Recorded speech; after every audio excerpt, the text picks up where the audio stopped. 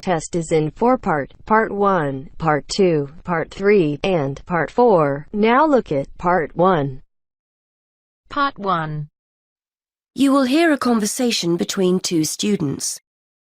The students are talking about a house they might rent. First, you have some time to look at questions 1 to 6.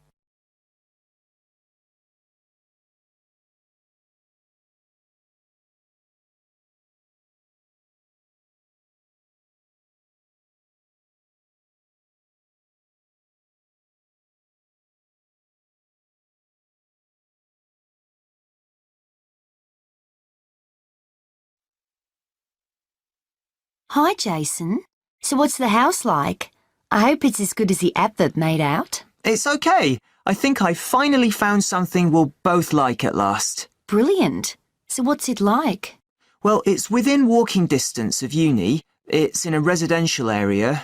There aren't many students living there, but it's easy to get onto campus. And the city centre is only a bus ride away. Okay, that's a good start. But what's it like inside? To be honest, when I saw the advert, I didn't think it would be big enough for the 3 of us. The rent's not exactly cheap for the area. So come on, is it worth it? Well, it's got 3 bedrooms and a nice living room, so we'll all have our own space to work and somewhere to sit together. It's clean and there's no need to decorate.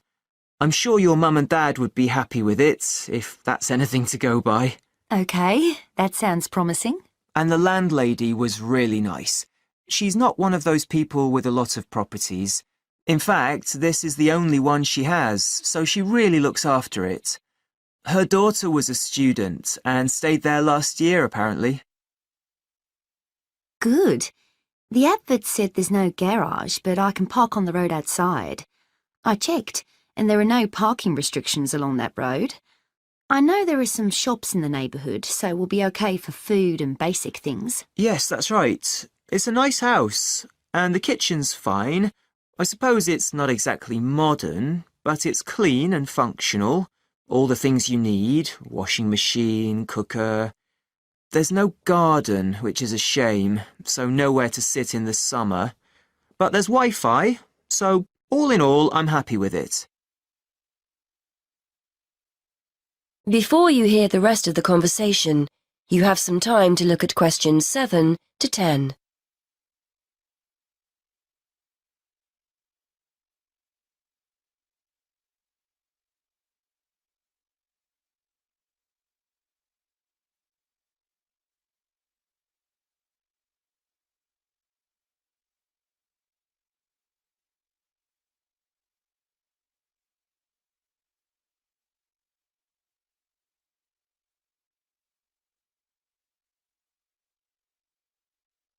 Now listen and answer questions 7 to 10. Right then, I think we've cracked it. I'd like to see it myself before we sign anything. I might pop along later to have a look. It's on Foxwell Road, isn't it? Let me just make a note of the address. That's Foxwell Road, is that right? Yes, that's right. Number 94. I'll come along with you for another look. So you know what the rent is, don't you? £430 a month. I know that's £50 a month more than we were expecting to pay, but I think it's worth it. It sounds reasonable, especially if it's in a nice area. And we need to pay a deposit as well, don't we? According to the ad, that's 1 month rent in advance. Yes, that's right. That's normal when you rent, so I was expecting it. You'd better give the landlady a ring if we want to have a look round. Why not give her a call and see if she's free later? Okay, good idea. What's her number? It's a mobile number, 01764 445 328. Right, I'll phone her now. Hopefully she'll be free and we can go over there this evening. That is the end of Part 1. You now have half a minute to check your answers.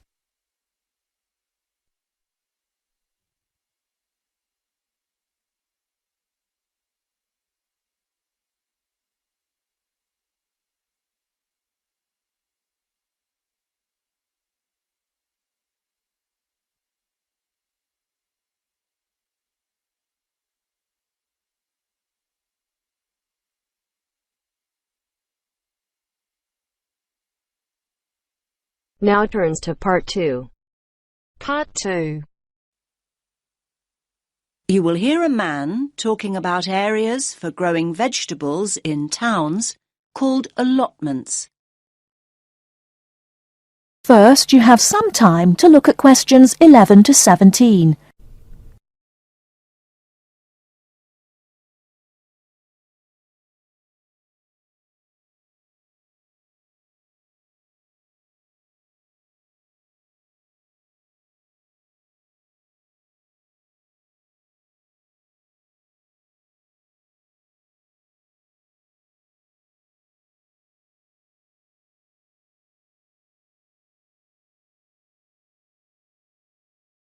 Now, listen carefully and answer questions 11 to 17. Good evening, everyone. I'm delighted to see so many of you. I was going to start by saying that more and more people are seeing the value of growing their own fruit and vegetables, but now I don't need to. First of all, let me say that whether you have a garden or not, there are all sorts of benefits to having a plot of land you can call your own, and it will give you a great sense of satisfaction. OK, let's assume you have a garden. Chances are it's small. Most gardens in cities are hardly big enough for a few pots of herbs and a couple of rows of beans. Now that's where allotments come in. A typical plot is around 250 square metres, big enough to feed the family for a year. Big enough, too, to grow a whole range of vegetables, fruit as well, perhaps, not just cabbages and potatoes. Moving on to the social aspects of an allotment. How many people can say their garden is a meeting place? You might chat with your next-door neighbour every now and again, but allotments are notorious communal hives. There are usually between 10 and 30 plots on any allotment site, and they bring together people from all sorts of social backgrounds. Where else do you find a lawyer deep in conversation with a lorry driver? There's often a great sense of camaraderie, with initiatives to involve the wider community, including the less able, the retired, and the unemployed. In urban areas nowadays, people may have a tiny yard or a balcony, but it's not a garden. An allotment is a huge recreational asset for anyone in that situation. First of all, there's the exercise. Renting an allotment costs around £30 a month. That's generally a lot cheaper than joining a gym. Then there's the involvement with nature. Watching seeds grow into mature plants gives so much pleasure and such a sense of achievement. Spending time outside in the fresh air boosts our mental as well as physical well-being. And one more thing. Don't forget allotments are also an enormous benefit to the environment. They provide invaluable green space in our ever more clogged-up towns and cities, making them more sustainable and appealing to live in. These spaces provide a habitat for wild plants, birds, insects, and occasionally bigger animals. What's more, locally grown food doesn't have to be transported long distances, and that helps to reduce road traffic and hence pollution. Now, food, a subject we all like talking about, because the main appeal of an allotment is obviously taking home all the freshly picked vegetables and fruit. So why is Grow Your Own so good? Well, to start with, there's the superior flavour. Food you've grown yourself tastes infinitely better than anything bought in the supermarket because it will be super fresh. Another point in its favour is the range. These days, gardeners are growing an amazing variety of vegetables on their allotments. Finally, there's the bonus of knowing that the produce you've grown is organic. You know that what you're eating wasn't grown on an industrial-scale farm or sprayed with large amounts of pesticides. Now you have some time to look at questions 18 to 20.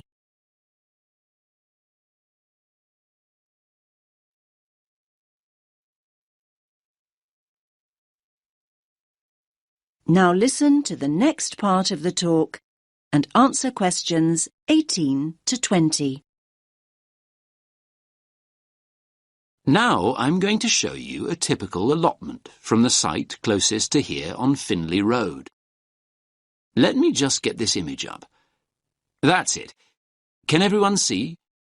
So, as you can see here, each plot has a fence around it and its own gate. Between the beds are grass walkways. That means you can walk in and around comfortably and not get your boots too muddy. There are soil beds on either side. This plot, in fact, has two smaller flower beds opposite a much larger area for vegetables. And there's also a glass house for growing tomatoes or anything that needs more warmth and protection. Here you can see one of those at the front near the gate. Most allotments have their own shed at the far end, as you can see. Allotments do need a water source, though, and there are stone sinks outside the sheds. A hose pipe can be attached to the tap for easy watering. Some of the plots have a pond, though they're not always popular as they tend to attract insects. And this plot has a compost bin at the end opposite the shed for recycling organic waste. Right. So, how to go about getting an allotment? That is the end of part 2. You now have half a minute to check your answers.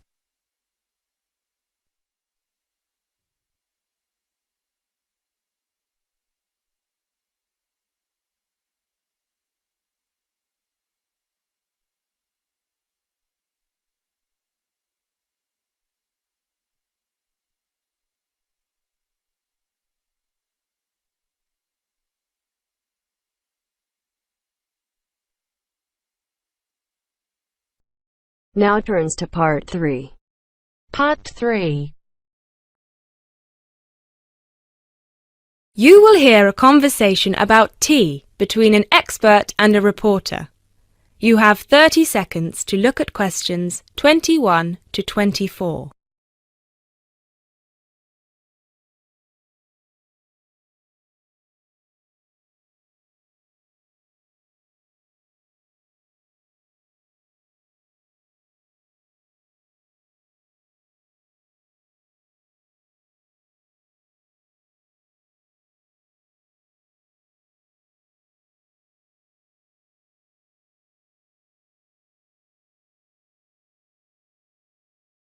Hi, Jacob. Thank you so much for coming along today. It's my pleasure. I'm very intrigued about what a tea meditation entails exactly.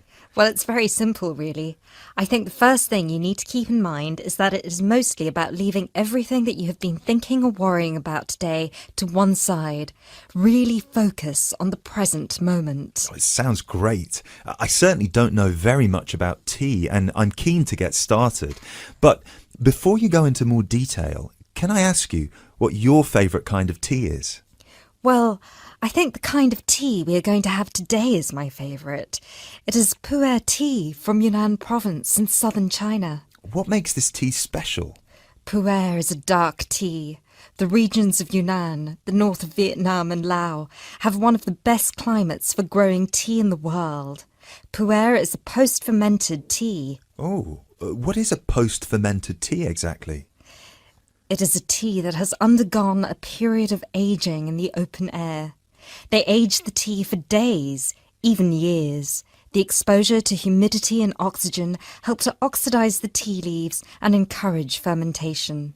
This changes the smell of the tea and also removes a lot of bitterness from the taste. It sounds similar to the process of aging wine. The process is different, but the effect of aging on the taste is certainly similar. Does this mean the tea can be quite expensive? Absolutely. It can be very expensive. The tea is usually pressed into balls or cakes and sold. At one time, only tea enthusiasts cared about buying these cakes, but now many people have realised that they are an investment, and so buy them like they would buy gold, because the price goes up a lot over time. Before you hear the rest of the talk, you have some time to look at questions 25 to 30.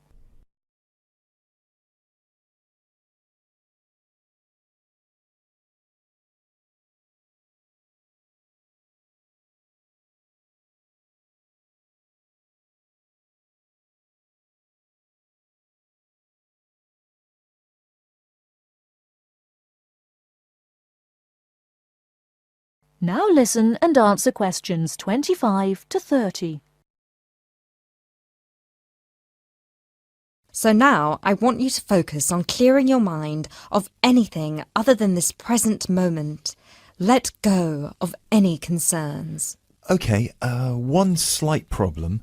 I will need to record our conversation, and I will need to take notes for the article. I plan to write about this for my newspaper.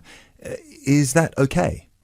Oh yes, of course. Whatever you need. Thank you. I'll try to keep my notes to a minimum. Good. So, where was I? Oh yes, I think very few people really appreciate the complexity and variety of tea that exists in the world. Right. Most people are maybe like me and just use tea bags. Exactly. And with a tea bag, the tea is trapped inside and cannot move around freely. You can really taste the difference drinking a brewed tea that was free to move around through all the water. So, do you ever use tea bags? Never. There are many different kinds of tea: white, yellow, black, green, oolong, matcha, herbal and many others. Each one has its own unique properties. To fully experience what each tea has to offer, you must brew it in the correct way. I also believe in only drinking tea that is picked and sorted by hand, rather than using mechanical processes. Although it takes more time, the tea made by hand is so much better that it leads to an increase in the tea's sales. But in that case, surely if there is more interest in the tea, and with the time-intensive farming process, this means there could be shortages because the demand is higher than the ability to produce it. There were shortages for a while, but then an artificial fermentation process was developed in the 1970s, which helped to speed up the fermentation times.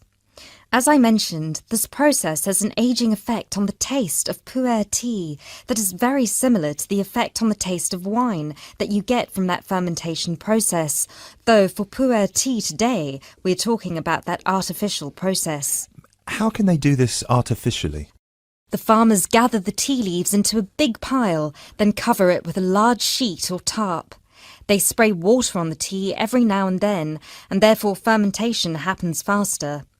Usually, the tea is left for 30, 45, 60, or even 90 days still.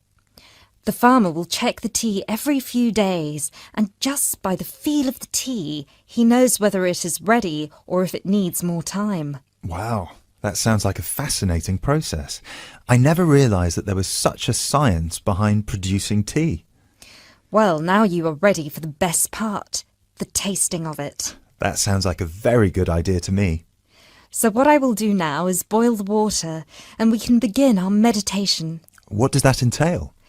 We need to focus on only two things. The first is your mind and body. Forget everything that you have been worrying about today. Forget about what you have to do later on, or what somebody said to you earlier. Focus on your breathing and on how your body feels. If you have aches and pains, acknowledge them. Pinpoint where there is tension in your body and try to release it. Oh, yes. I can really feel tension in my shoulders. Let it go. Close your eyes if that helps. Take deep breaths in and out. Soon we will drink the tea. When you drink it, think about the taste and how it feels on your tongue. Is it easy to swallow the tea, or do you need to gulp it? Can you brew the tea leaves more than once? Oh yes, you can brew some teas more than 10 times. Now we will shift to noble silence, focusing only on ourselves and the tea. Enjoy.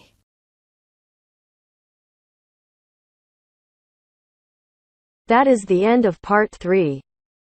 You now have half a minute to check your answers.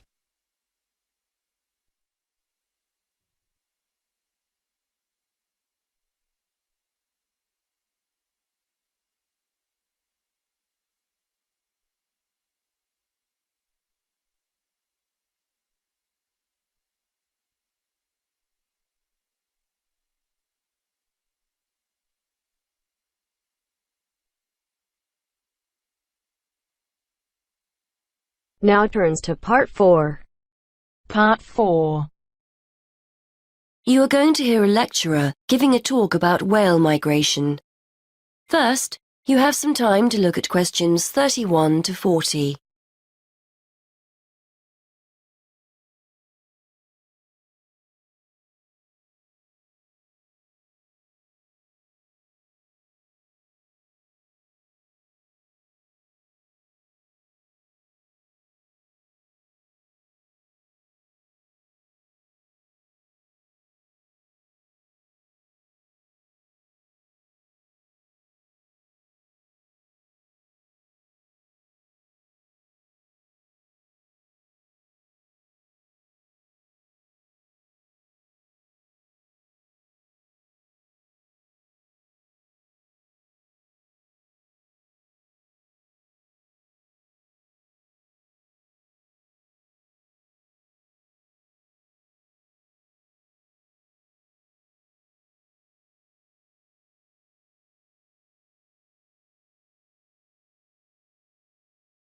Now listen and answer questions 31 to 40.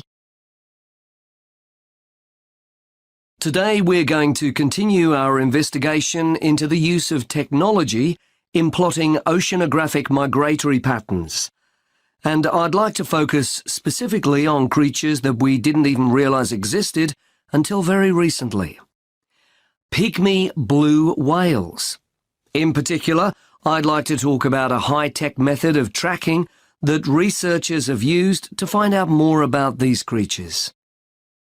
Pygmy blue whales, which are one of several subspecies of blue whales, spend their lives in the vast expanses of the Indian and Southern Pacific Oceans. They were first identified as a distinct subspecies in 1966. Before then, they were probably confused with the Antarctic or true blue whale, so it's only recently that researchers have started to learn about them and their migrations to and from their breeding and feeding grounds. Scientists are interested in pygmy blue whales because, although they are a very mobile subspecies, very little is known about their movements and their populations. Large-scale movements of whales are particularly hard to study, and what we do know about pygmy blue whales, we've mainly learned from examining whaling records. There are several populations of pygmy blue whales in the southern hemisphere and 2 main feeding grounds off southern and western Australia. Scientists were interested in testing their hypothesis that the pygmy blue whales feeding off Western Australia migrate to Indonesia to breed.